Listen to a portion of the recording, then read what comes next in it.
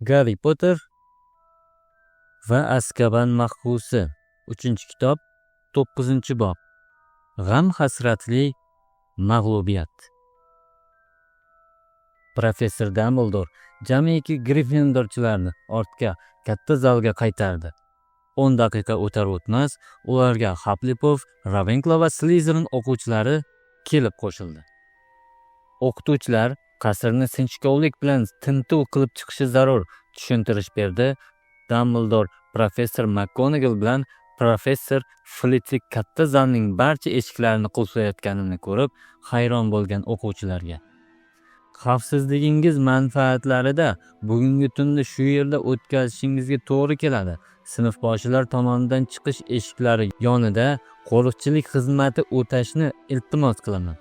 Bu yerda eng ibratli o'quvchi yigit bilan eng ibratli o'quvchi qizni boshliq bo'lib qolishini tayinlayman. Biron bir shubhali holat aniqlanishi hamon zudlik bilan shaxsan o'zimga xabardor qiling", murojaat qildi u viqordan tobora shishib ketayotgan Persiga. "Barcha ma'lumotlarni arvohlar orqali yo'llang." Ostonaga borib yetgan qariya yodiga bir narsa tushib qolganday harakatini sekinlashtirdi. "Ha, aytgandek, mana bu sizga kerak bo'ladi deb o'ylayman." U sehrli tayoqchasini chiqarib, yengil harakat bajargan edi hamki, o'rtadagi 4 ta uzun vazmin stol katta zal devorlariga taqalib qolgunga qadar surildi. Navbatdagi harakatdan so'ng yuzlab yumshoqqina qirmizi qop-ko'rpa polga to'shandi. "Xayrli tun", tilak bildirdi eshikni yopayotgan Dumbledore.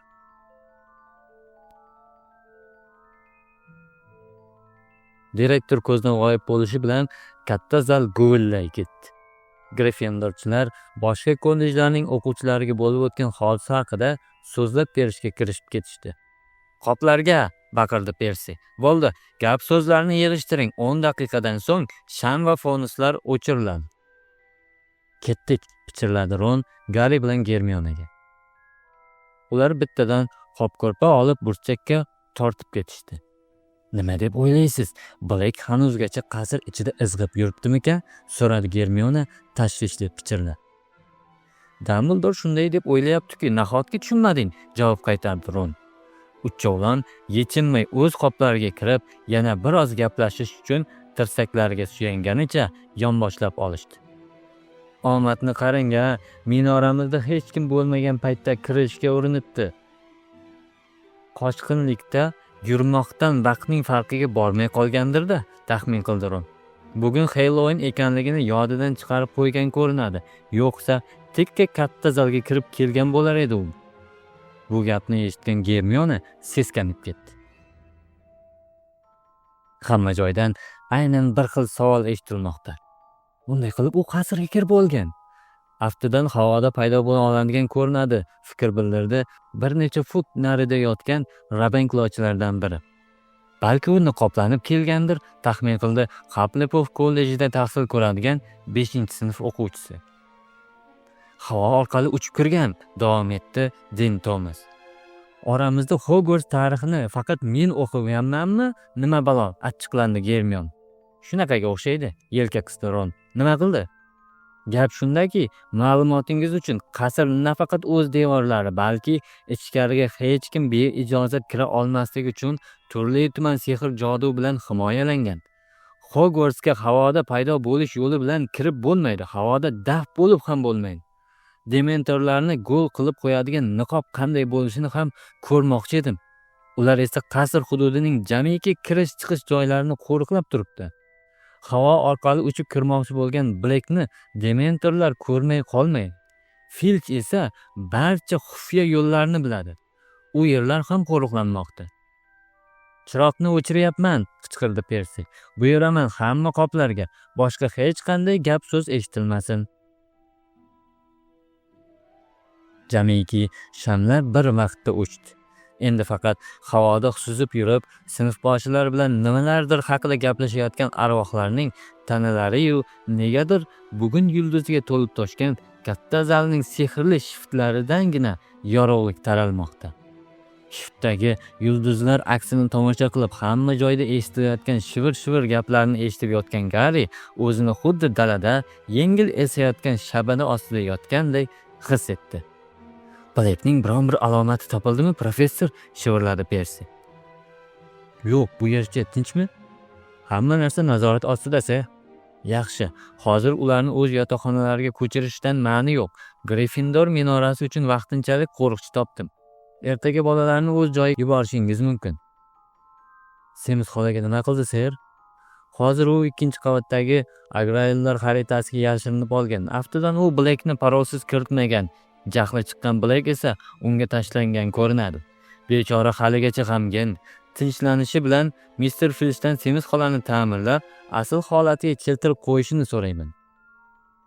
Garri yotgan o'rnida kirish eshigining g'ichirlab ochilgani-yu, kimdir yaqinlashib kelayotganini eshitdi.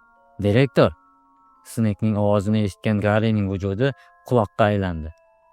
3-qavat to'la-to'kis tintuv qilib chiqildi. Topilmadi. Filch yer osti xonalarini ko'zdan kechirib chiqib, biron bir shubhali alomat ko'rmaganligini aytdi. Astronomiya minorasi, professor Trelawneyning xizmat xonasi, boyqushxona ham ko'zdan kechirildimi? Tintuv qilinmagan joy qolmadi. Juda soz, Severus. Black bu yerda ko'p ushlanib qolmasligi aniq. Qasrga qanday yo'l bilan kirib olgan bo'lishi mumkinligi borasida biron bir taxminingiz bormi, professor? So'radi Snape. Garri ikkinchi qulog'i bilan ham eshitish uchun boshini kaftidan biroz ko'tarib oldi. Taxminlarim ko'p, Severus. Har bir navbatdagi taxminim esa oldingi taxminimga nisbatan haqiqatdan yiroqqa o'xshab ko'rinadi. Garri ko'zini asta ochib, ehtiyotkorlik bilan professor turgan tomonga qaradi. Dumbledore unga orqa o'girib turibdi, lekin Persining zo'riqqanidan qotib qolgan yuzi va badjahl Snake'ning yon tomonini ko'rdi. Direktor, semestr boshidagi suhbatimiz yodingizdami? Snake ushbu savolni Persini suhbatga aralashtirmaslikka urinib, deyarli og'iz ochmay berdi. Yodimda, Severus, javob qaytardi Dumbledore. Direktorning ovozida norozilik ohangi eshitildi. Ehtimoldan uzoq eshitilsa-da, biroq fikrimcha Black biror bir kishi, xususan qasr ichidagi odamlardan birining yordamisiz ichkariga kira olmas edi. Men o'z xavotirlarim haqida siz bilan o'rtoqlashgan edim. Siz lavozimga qasrda yashayotganlardan biror bir kishi Blackga yordam berishiga ishonmayman. Shartda gapini bo'ldi Dumbledore. Direktor shunday ohangda javob qaytardiki, Snake e'tiroz bildirishga jur'at eta olmadi. Men Dementorlar oldiga chiqishim kerak. Qidiruv ishlari yakuniga yetganligi haqida xabar beraman. Ular qidiruv ishlari masalasida yordam taklif qilishmadimi, ser? Qiziqib so'radi Percy. Ha, taklif qilishdi albatta, sovuq javob berdi Dumbledore. Faqat toki men ushbu maktab direktori ekanman, mazkur dargoh ostonasini xatlab o'tish ularga nasib qilmaydi deb qo'rqaman. Percy o'sal bo'lgani sezildi. Tez va shovqin solmay qadam bosgan Dumbledore katta zalni tark etdi. Qattiq xafa bo'lgan Snake ham ko'p o'tmay chiqib ketdi. Garri ko'zining qiri bilan Ron va Hermione tomon qarab qo'ydi. Ikkalasining moshday ochiq ko'zlarida shiftdagi yulduzlar aksi ko'rinib turibdi. Nimalar haqida gapirishdi ular? Pichirladi Ron. Keyingi bir necha kun davomida maktabda faqat Sirius Black haqida gapirildi. Uning qasrga kirib kelish haqidagi nazariy fikrlar tobora tuturuqsiz tuz olib boraverdi. Hufflepuff kollejda o'qiydigan qiz Hanna Abbott gerbologiya darsining oxirigacha uning so'zlariga quloq solishga rozilik bergan har bir kishiga Sirius Black gullayotgan butalarga aylanib olgan tarzda kirganligini tushuntirib chiqdi. Semiz xolaning dabdalasi chiqarilgan portreti yechib olinib, o'rniga kulrang ponisini egarlagan Ser Cadoganning rasmi osib qo'yildi. Biroq ushbu chora hech kimni quvontirmadi. Ser Cadogan vaqtining aksariyat qismini atrofdagi odamlarni duelga chaqirish, qolgan qismini esa bema'ni parollar o'ylab topib, kuniga 2 marotaba almashtirishga sarflar edi.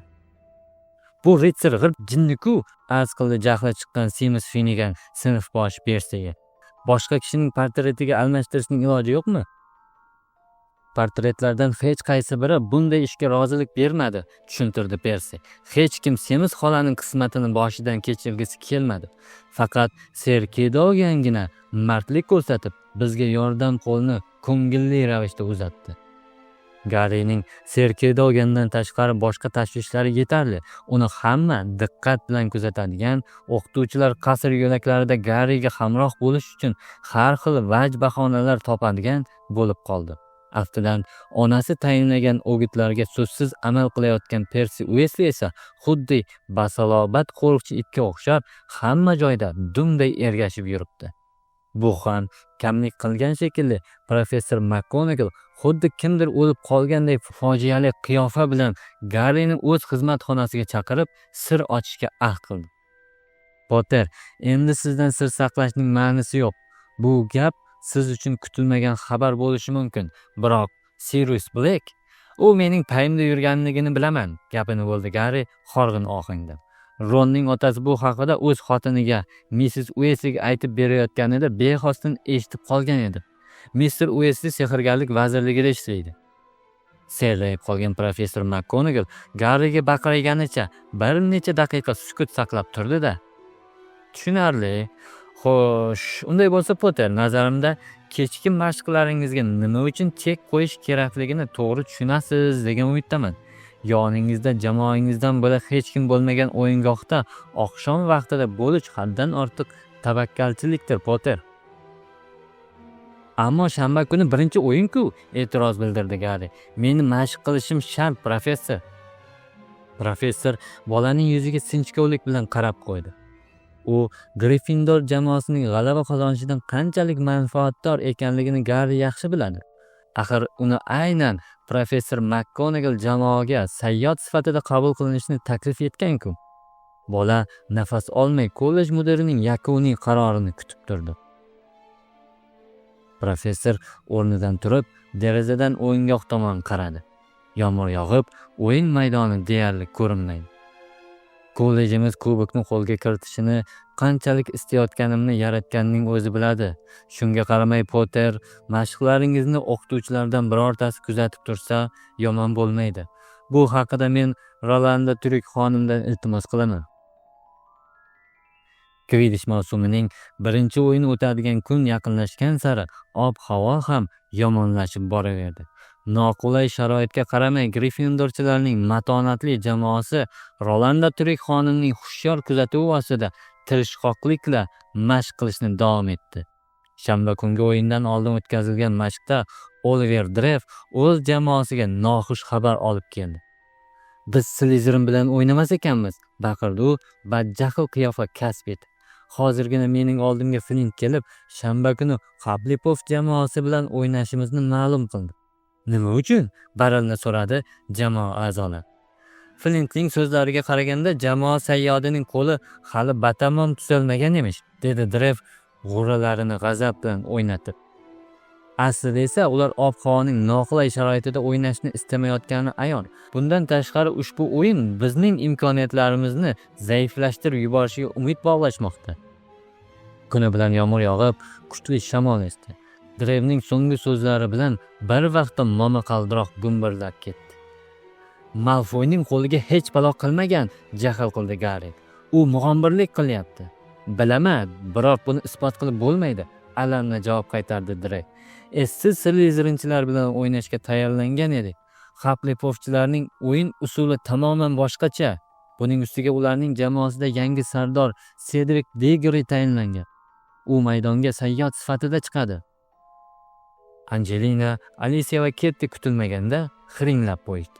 Nima qildi? So'radi yengil tabiatlikni yoqtirmaydigan Oliver qovog'ini uyganicha qizlarga yuzlanib. Ana u bo'yi novcha barno yigitmi? So'radi Angelina. Baquvvat va kamgap pahlavonmi? Qo'shimcha qildi Ketty. Qizlar bosh xiringlashdi. Ikki og'iz so'zni eplab gapira olmagani uchun ham kamgap, dedi betoqat Fred. Tashvish tortishga sabab ko'rmayapman, Oliver. Hufflepuffchilar nisbatan zaif o'yinchilar. Ular bilan so'nggi bor o'ynaganimizda Garri tilla chaqqonni 5 daqiqada tutib olgan edi. Esingdami? O'sha vaqtda vaziyat ham boshqacha edi, baqirdi Dreyf ko'zlarini chaqchaytirib. degori mohir sayyod bo'lish barobarida jamoasini kuchaytirib yubordi. O'zim ham shunday o'ylagan edim. Ushbu xabarni jiddiy qabul qilmaysiz deb. Bo'sh kelishimiz mumkin emas. Har narsaga tayyor turishimiz kerak. Slytherin bizni chuv tushirib ketmoqchi. Biz g'alaba qozonishimiz shart. Oliver tinchlan, dedi Fred Drevning qizishib ketganidan biroz cho'chib. Biz Hufflepuff to'g'risidagi xabarni jiddiy qabul qildik. Jiddiy aytyapman. O'yin arafasida shamol bor kuchini ishga solib, yomg'ir chelakdan quyganday yog'di. Sinf xonalari-yu qasr yo'laklari shunday qorong'i bo'lib ketdiki, qo'shimcha fonus va mash'alalar yoqishga to'g'ri keldi. Slytherinchilar jamoasining a'zolari gustoh qiyofa kasb etib olishgan. Malfoy esa ichi qoralikla irshayib, hammadan ortiq sevinib yurdi. Qo'lim og'rimaganda edi, dedi u murdor basharasi bilan derazadan tashqariga romlarni ko'chirib yuborguday esayotgan bo'ronga qarab. Garrining miyasida ertaga o'tadigan o'yin xotimasi bilan bog'liq tashvishlardan boshqa hech qanday o'yga joy qolmadi. Har tanaffusda uning oldiga Oliver yugurib kelib, turli-tuman maslahatlar berib ketdi. 3-marotaba yugurib kelgan Drev shunchalik uzoq vaysadiki, Garri yovuzlik kuchidan himoya darsining 10 daqiqasini o'tkazib yuborganligini sezmay qoldi. U yugurib ketar ekan, orqada qolib ketgan jamoa sardorining digori juda keskin buriladi. Garri ehtimol uni sirtmoq ichiga jalb etib, o'sal qilishga uringan ma'quldir, deb baqirgani eshitildi. Sinf xonasiga yetib kelgan Garri keskin to'xtab, eshikni tortdi-da, ichkariga otilib kirdi. Kechikib kelganim uchun meni ma'zur ko'ring, professor Lupin. Biroq yozuv stolida professor Lupin emas, Snake qaradi. Dars boshlanganiga 10 daqiqadan o'tdi, Potter. Shunday ekan, Gryffindordan 10 ball ayrilsa adolatdan bo'ladi. O'tiring. Lekin Garri qilt etmadi. Professor Lupin qani? So'radi u. O'zini yomon his etayotgani-yu, dars o'ta olmasligini ma'lum qildi, javob berdi labi tabassumdan burishgan Snake. Joyingizga o'tirishni amr etdim shekilli. Garri turgan joyidan qimirlamadi. Unga nima qildi? O'lmaydi, dedi professor, xuddi ushbu so'z ma'nosining aksini orzu qilgan ohangda. Yana 5 ball qulog'ini ushlagancha ketdi. Agar yana bir bor sizdan joyingizga o'tirishni iltimos qiladigan bo'lsam, tez orada Gryffindordan qo'shimcha 50 ball ayriladi. Garri shoshilmay yurib, o'z joyini egalladi. Snake sinfga ko'z yugurtirdi.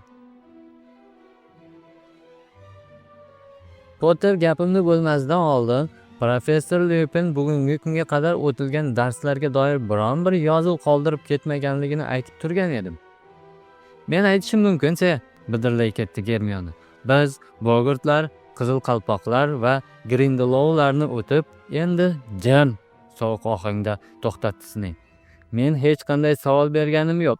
Faqat professor Lupin o'z xizmat faoliyatini talab darajasida tashkillashtirmaganini ta'kidlab o'tmoqchiman xolos. U yovuzlik kuchidan himoya fanining eng zo'r o'qituvchisi, mardonavor bayonot qildi Din Thomas. Bolalar o'rtasida rozilik ohangidagi shivir-shivir boshlandi. Tabiiyki, bu holat Snake'ning jahlini chiqarib yubordi. Aldagani bola yaxshi deb aynan shunga aytadilar. Lupin sizlarni zo'riqishga majbur qilmaganligi ko'rinib turibdi. Negaki Boggart, Qizil Qalpoq va Grindelwaldga o'xshagan qabohatlar 1-sinfda o'zlashtirilishi kerak edi. Bugun biz o'qituvchi darslikning eng oxirgi hali o'zlashtirilmagan bobini qidirayotganini Garri kuzatib turdi. Maxluq tusiga kiradigan odamlar haqida gaplashamiz, nihoyat qaror qildi Snape. Biroq ser voz gapga aralashdi, tinib tinchmas Hermione. Biz hali bunday maxluq odamlarga yetib kelganimiz yo'q. Fintipluklarni o'zlashtirishimiz kerak. Mrs. Granger, dedi Snape badjahl vazminlik bilan. Shuncha vaqtdan buyon o'qituvchi siz emas, men ekanligimga ishonchim komil edi. Shunday ekan, darsligingizning 394-sahifasini ochishingizni istar edim. O'qituvchi sinfga boz ko'z yugurtirib chiqdi-da, o'kirib yubordi. Sizlar ham tez bo'ling. Turli darajada tahqirlangan qiyofa kasb etgan o'quvchilar e'tiroz ohangda g'udullaganicha kitobning tayinlangan sahifasini ochishdi. maxluq tusiga kirgan odamning haqiqiy bo'ridan qanday qilib farqlay olish mumkin? Kim aytadi? So'radi Sneyk. Hamma sukut saqlab jim bo'ldi. Tabiiyki Germiona o'z odatiga ko'ra qo'lini ko'tardi. Xo'sh, kim aytadi? Bosh so'radi Sneyk Germionani pisand qilmay. Demoqchisizki, professor Lupin asosiy tafovutlarni farqlab olishni o'rgatishga uringani ham yo'q. Sizga hozirgina tushuntirishdi-ku, kutilmaganda ovoz ko'tardi Parvati. Biz hali maxluq tusiga kiradigan odamlarga yetib kelganimiz yo'q. Biz endigina jim baqirib berdi Sneyk. Ana xolos, pishta gilos. 3-sinflar orasida maxluq tusiga kirgan odamni tanib olish qobiliyatiga ega bo'lmagan o'quvchilarni uchrataman deb o'ylamagan edim. O'zlashtirish masalasida qoloq bo'lib ketganingiz haqida Dumbledorega bildiruv berish yodimdan ko'tarilmasa bo'ldi ishqilib. Marhamat, ser. Unday bo'lsa savolingizga javobni eshiting. Toqat qila olmadi, hanuzgacha qo'lni tushirmay o'tirgan Germiona. Maxluq tusiga kirgan odam haqiqiy bo'rilardan bir nechta alomatlari bilan farq qiladi. Jumladan maxluqning burni. Siz 2-marotaba ijozatsiz gapirdingiz, Miss Granger, dedi Sneyk muzday ovoz bilan. Mahmadonaligingiz va o'zingizni bilimdon qilib ko'rsatishga jur'at etganingiz uchun Gryffindordan yana 5 ball ayriladi. Rangi qizarib ketgan Germiona qo'lini tushirib, ko'z yoshiga to'lgan nigohini Polga qaratdi. Snakening bunday shafqatsiz gaplaridan keyin sinf o'zini juda g'alati tutdi. Kimki Germionani hayotida hech bo'lmasa biror marotaba haddan ortiq bilimdon degan bo'lsa ham, hozir nafrat to'la ko'zlarini manfur professorga tikib o'tirdi. Germionani haftada kam deganda 2 marotaba bilimdon deb so'kib yuradigan Ron esa baland ovozda o'qituvchiga murojaat qildi. Siz savol berdingiz, ser. Germiona javob berdi. Sizga javob berishlarini istamas ekansiz, nega savol berasiz? Ron chegaradan chiqib ketdi albatta. O'quvchilar nafas olmayib o'qituvchining Ronga asta yaqinlashayotganini kuzatib turishdi. Jazoga tortilasiz Weasley, dedi Snake basharasini Ronning yuziga taqib. Agar mening dars o'tish uslubimni tanqid qilganingizni yana bir bor eshitib qoladigan bo'lsam, qattiq pushaymon yeysiz. Tushundingizmi? Dars oxiriga qadar hech kim churq etmadi. Bolalar maxluq tusiga kirgan odam haqida darslikda keltirilgan ma'lumotlarni ko'chirib o'tirishdi. Snake esa ular qatorlarida yurib, shu bugunga qadar o'quvchilar professor Lupin rahbarligida nimalarni o'zlashtirganligini tekshirib chiqdi. Qanday qashshoq tushuntirishlar. Mana bu esa umuman noto'g'ri. Kappalar ko'proq Mo'g'ulistonda bo'ladi. Professor Lupin bunday bema'ni javob uchun 8 ball qo'ydimi? 10 balli imkoniyatdan, men hatto 3 ball ham qo'ymagan bo'lar edim. Qo'ng'iroq zarba eshitildi, ammo professor Snake sinfni ushlab qoldi. Maxluq tusiga kirgan odamni tanib olish va uni o'ldirish usullari mavzusida insho yozing. Ushbu mavzuga oid matn hajmi permagentning 2 o'ramidan kam bo'lmasligi va dushanba kuni ertalab topshirilishi shart. Weasley, siz qoling, jazo chorasini belgilab beraman. Garri bilan Germiona qolganlar bilan birgalikda xonani tark etib, hech kim eshitmaydigan joyga yetgach, professorga oid g'azab va nafratga to'lib toshgan iboralar o'qishdi. Yovuzlik kuchidan himoya fani o'qituvchisi lavozimini egallashni bir umr orzu qilib yurgan bo'lsa ham, Snake ushbu fan o'qituvchilariga bunday munosabat bildirmagan edi. Fikr bildirdi Garri Germionaga. Lupinga qarshi qanday adovati bor uning, ha? Nima deb o'ylaysan? Bogart sababchimikan uning bunday xulqiga? Bilmadim. O'ychan javob qaytardi Germiona. Faqat professor Lupin tez orada tuzalib ketishiga umid qilaman. 5 daqiqadan so'ng nafrati tobora to'lib toshib borayotgan Ron ularni quvib yetib, Snake'ni shunday so'zlar bilan atadiki, hatto Germiona Ron bunday beadab bo'lma deb yubordi. O'sha menga nima buyurganligini tasavvur eta olasizmi? Shifoxonaga borib bemorlarning tuvaklarini sehr jodu qo'llamay yuvib tozalashni amr etdi, dedi u qo'llarini musht qilganicha chuqur-chuqur nafas olib. Nima uchun Blackning xayoliga Snake'ning xonasiga berkinib olish fikri kelmadi ekan-a? Bizning o'rnimizga o'ldirardi, qo'yardi uni. Ertasiga ertalab Garri tong qorong'usida uyg'onib oldi. Dastlab u bo'ron tovushidan uyg'onganday bo'ldi. So'ng boshining orqasida shamol esayotganini his etib, shartta o'girilib oldi. Ortga qarab, yaqin masofada uchib yurgan poltergeist qulog'iga puflayotganligini angladi. "Nega bunday qilyapsan?" e'tiroz bildirdi Garri. Dryusk lunchlarini katta shishirib, boz pufladi-da, hiringlaganicha orqaga tislanib, xonadan uchib chiqdi. Garri kifti bilan javoncha ustidagi uyg'otadigan soatni paypaslab topdi. Endi 3:30 bo'libdi. Dryuskga la'nat o'qiganicha boshqa yoniga yonboshlab uxlashga urinib ko'rdi. Ammo uyg'onib ketgan bolaga momaqaldiroqning ketma-ket baland gumburlagan tovushlari, shamolning qasr devorlariga qattiq urilishi, man etilgan o'rmon daraxtlarining qasr qusuri uyqu bermadi. Yana bir necha soat o'tgach, u Kvidish maydoniga chiqib, shunday mudhish havoda raqibga qarshi kurash olib borish kerak.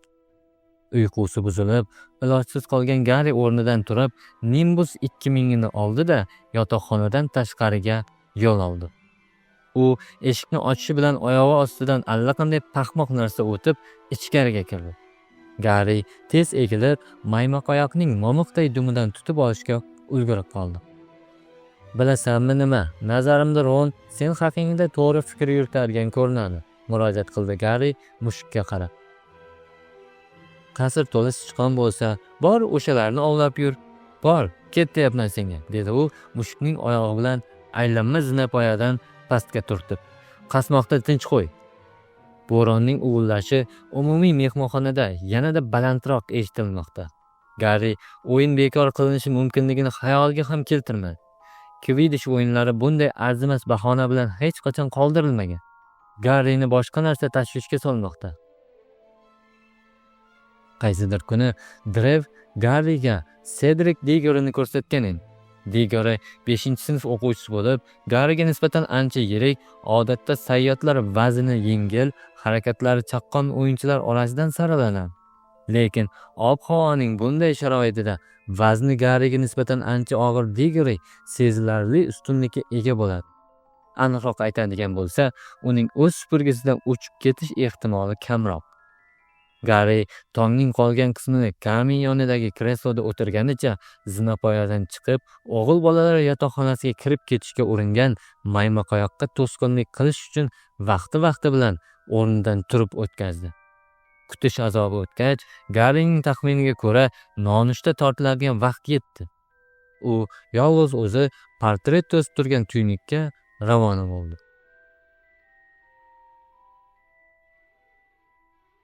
"Hoy, qo'tirlab ketgan qishloqqa, to'xta, jangga kirish", qichqirdi Ser Kedogan. "Ovozingni o'chirsang-chi", esnadi Garri. Bir likob sulib o'tqani bir yoqlik qilishga kirishgan Garri ancha jonlandi. Buterbrodga navbat yetganda esa jamoaning qolgan a'zolari ko'rindi. "O'yinimiz og'ir kechadigan ko'rinadi", dedi deyarli hech nima yemagan Drev. "Hayajonlanishni bas qilib olaver. Ha, endi andak yomg'ir yog'yapti. Nima qilibdi? Osmon uzilib yerga tushdimi?" Afsuski, osmondan yog'ayotgan narsa andak yomg'ir emasdi. Albatta, Kvidishning ommabopligi shu darajaga borib yetganki, tosh yog'sa ham hamma o'yingohga chiqadi. Shunday bo'ldi ham. Qasrda hech kim qolmadi. Soyabonlarni mahkam ushlab olgan o'quvchilar boshlarini egib olganicha kuchli shamolga qarshi borib, o'yin maydoni tomon yugurishdi. Qo'ldan chiqib ketgan soyabonlar uzoq-uzoqlarga uchib ketdi.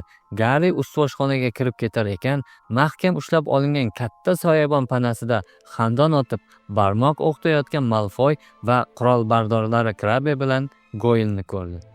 Gryffindor jamoasi to'q qizil karjomasini kiyib, Drevning har safar o'yin oldidan o'qiydigan barzan qilgich nutqini tinglashga hozirlandi. Biroq nutq chiqmadi. Drev allanima deyishga urinib ko'rdi-yu, g'alati qulqullay oldi xolos.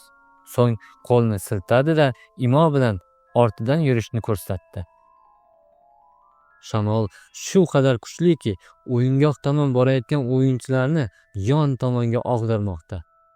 Namoyishgohdagi tomoshabinlar jamoalarni olqishlayotgan bo'lsa ham, ularning ovozlari momaqaldiroqning gumbur-gumbur ostida deyarli eshitilmaydi. Yomg'ir Garrining ko'zoynagini chaplab tashladi. Tabiiy hodisaning bu qadar quturib ketgan balosida tilla chaqqonni qanday ko'radi u? Xudo biladi. Sap-sariq karjoma kiygan xavfli pochtalar o'yin maydonining narigi boshidan chiqib kelishdi. Jamoa sardorlari bir-biriga yaqin kelib qo'l siqishdi.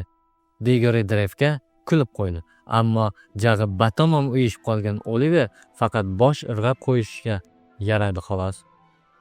Garri Rolanda tirik xonimning aftidan supurgilar egallansin komandasini bergan og'zi qimirlaganini ko'rgach, chap oyog'ini yopishqoq loydan uzib, supurgisining sopidan oshirib o'tkazdi. Tirik xonim xushtagini og'ziga solib bor kuchi bilan pufladi. Xushtak uzoqdan eshitilganday chiyilladi. O'yinchilar mudhish osmonga ko'tarildi. Garri tez yuqorilay boshladi. Nimbus 2000 chetga og'ib ketayotganligini fahmladi. U supurgini imkon qadar to'g'ri tutishga urinib, ko'zlarini qisib olganicha yomg'ir hosil qilayotgan suv pardasiga tikildi. 5 daqiqa o'tar o'tmas Garri jiqqa ho'l bo'lib, tilla chaqqon u yoqda tursin o'z o'yinchilarini arang farqlay oldi. U xira ko'rinayotgan to'q qizil va sariq dog'lar orasida o'yin maydonining u boshidan bu boshiga, u yonidan bu yoniga uchib, o'yin qanday borayotganligini tasavvur ham qila olmadi. Dovul to'poloni o'yin sharhlovchisining ovozini bosib yuborgan. Tomoshabinlar plashlariga o'ranib, soyabonlar panasiga yashirinib olishgan. Tajovuzkor to'plar Garrini supurgidan 2 marotaba urib tushirishiga sal qoldi. Garrining ko'zoynagiga suv shunchalik chalpashib ketganki, xavfli to'plar yaqinlashayotganligini ko'rmay qoldi. Qancha vaqt o'tganini bola bilmaydi. Har daqiqa o'tgan sayin supurgini to'g'ri tutish qiyinlashib boraverdi.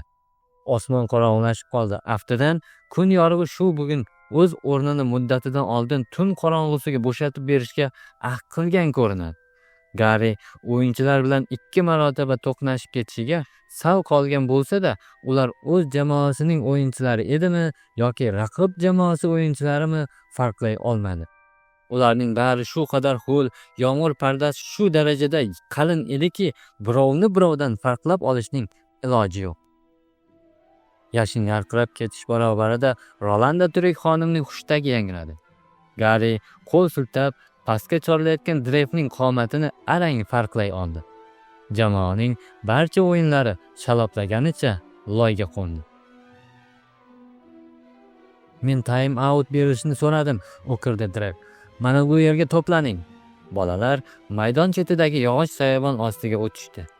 Garri ko'zoynagini yechib, karjomasining etagiga arta boshladi. Kim menga o'yin hisobini aniq ayta oladi? Hozircha 50 ochko bilan biz yutyapmiz, dedi Dreyf. Lekin tilla chaqqonni tez orada tutib olmas ekansan, qorong'ida o'ynashga to'g'ri keladi. Mana bu bilan hech narsa qila olmayman, arz qildi Garri ko'zoynagini siltab. Ayni shu fursatda uning yelkasi ortidan Germiona paydo bo'ldi. U ridosini boshi uzra ushlab olgan u nega tushirganini anglab bo'lmadi. Menda bir fikr bor. Ko'zoynagingni ber. Garri ko'zoynagini Germionaga uzatdi.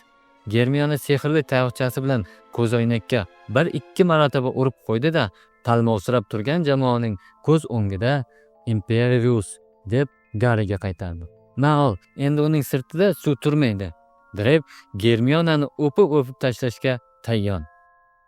Ajoyib, xitob qildi u xirillab qolgan ovozi bilan, xaloyiq orasidan kirib ketgan Germionaning ortida.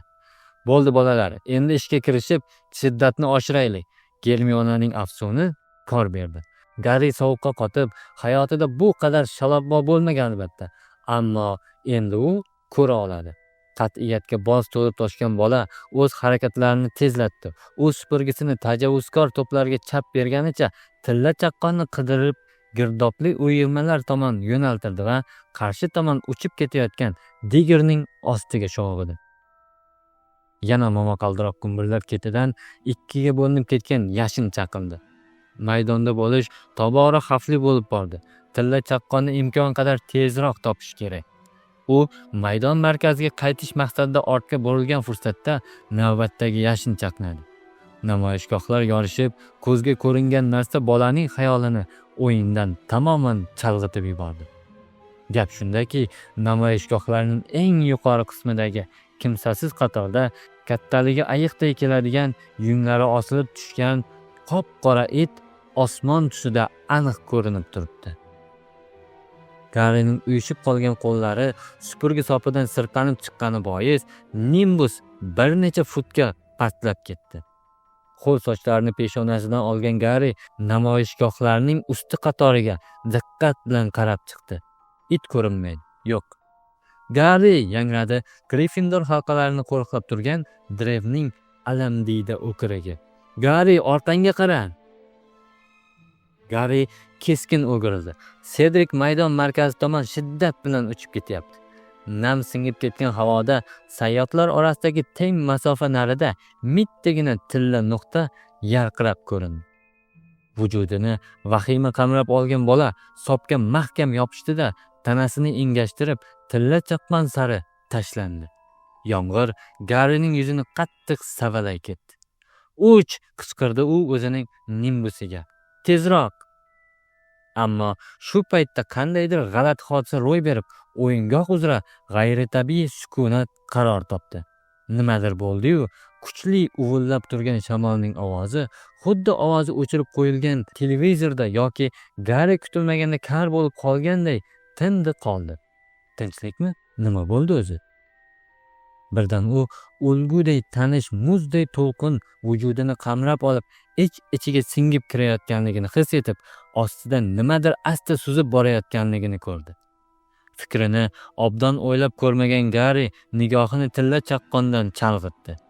Pastda boshiga qaytarma qalpoq tashlab olgan yuzlab dementorlar bolaga qarab turibdi. Garri ko'kragida a'zoyi badanni muzlatib kelayotgan to'lqin ko'tarilayotganligini his etdi. Uning qulog'iga qichqiriqlar eshitildi. Kimdir jon holatda qichqiryapti. Ayol kishi qichqiryapti. Faqat Garrini emas, iltimos Garrini emas. Nari tur tentaqqis, qoch dedim senga. Faqat Garrini emas, iltimos meni uning o'rniga meni o'ldir. To'lqinlanib ketayotgan oq tuman Garrining xayollarini chigallashtirib yubordi. Nima qilyapti u? Nega bekordan bekor uchib yuribdi? Ana u ayolga yordam berish kerak-ku. Aks holda hozir u halok bo'ladi. Uni kimdir o'ldiradi. Garri muzday tuman ichra qulab ketdi. Faqat Garrini emas, iltimos, rahming kelsin, shafqat qil. Kimdir darg'azab xandon otar, ayol esa qichqirar edi. Garri boshqa hech narsani eslab qolmadi. Yaxshiyam yer yumshoq. Pachaq bo'lib ketadi deb o'ylagan edim. Hatto ko'z oynagi ham sinmabdi.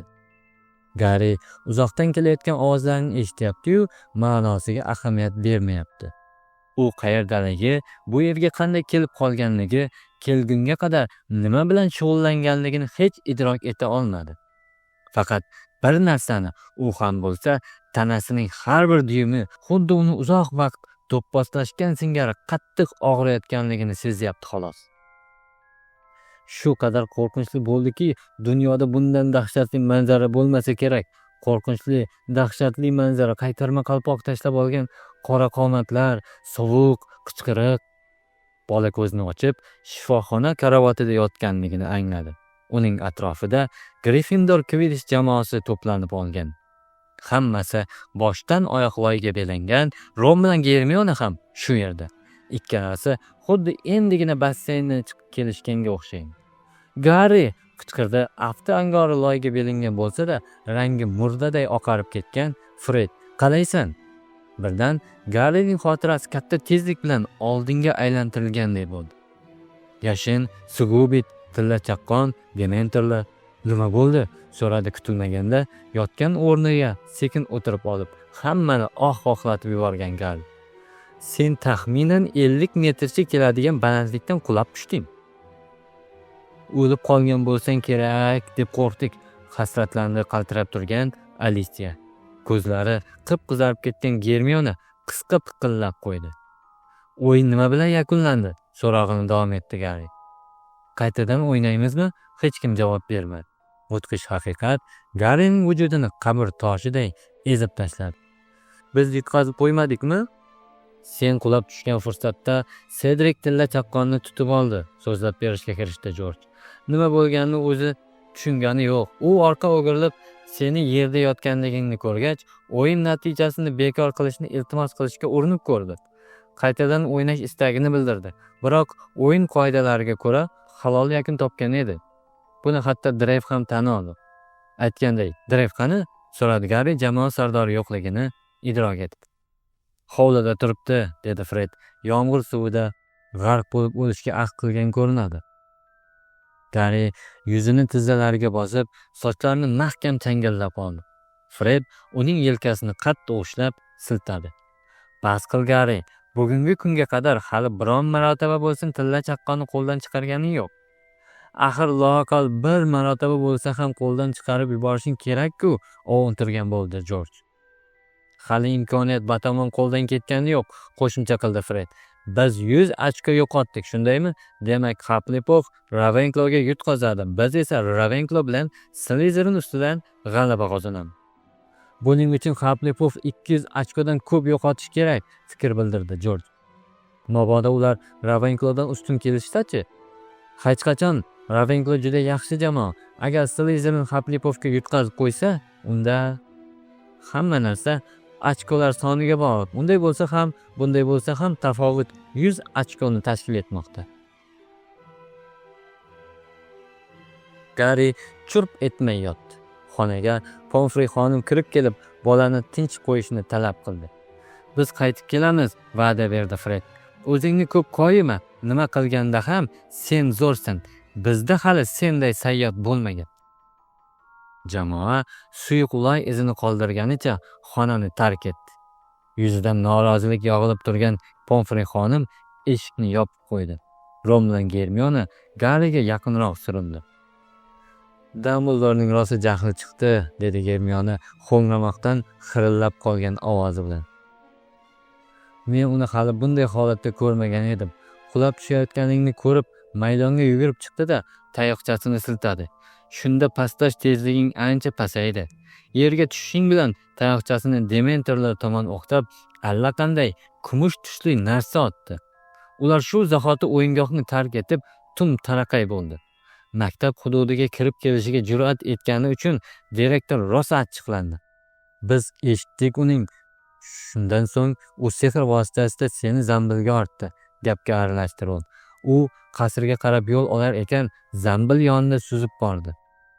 Hamma seni, uning ovozi uzilib qoldi. Garri buni deyarli sezmadi. U dementorlarning ko'rsatgan ta'siri qichqirgan ovoz haqida o'ylab yotibdi. Birdan ko'zini ochdi. Do'stlari unga shunday tashvish bilan qarab turibdiki, ortiqcha vahima qilishmasligi uchun oddiy savol berishga to'g'ri keldi. Biron kishining farosati mening Nimbus 2000 olib kelishga yetdimi? Ron bilan Germiona bir-biriga tez qarab qo'yishdi. Xo'sh, so'radi Garri nigohini bir o'rtog'ining yuzidan ikkinchisining yuziga olib o'tib. Sen yiqilib tushgach, Nimbus 2000 shamol uchirib ketdi.